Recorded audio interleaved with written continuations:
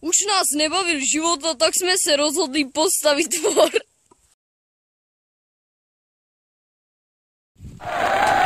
Takže takto dopadl náš prostředek k sebevraždě. Nahoře vidíte pádlo. Je to po domácku vyrobený člun a tamhle je ten, kdo to sestrojil. Freestylista. Ukaž na kameru.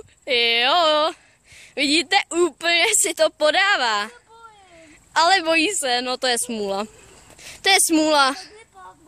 Mám mu hodit pádlo, tak já mu hodím pádlo. No. Tu máš.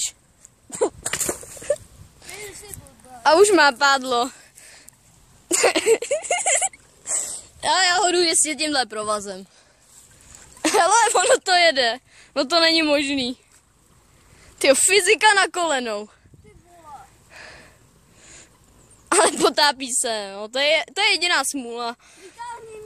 No tak aspoň je o jednoho člověka míň.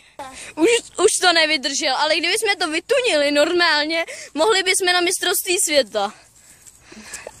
Mohli v pádlování.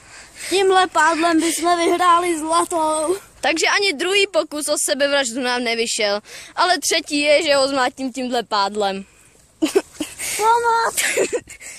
Vrať se, ty debile! Aha, tak nic, tak prozatím nashledanou.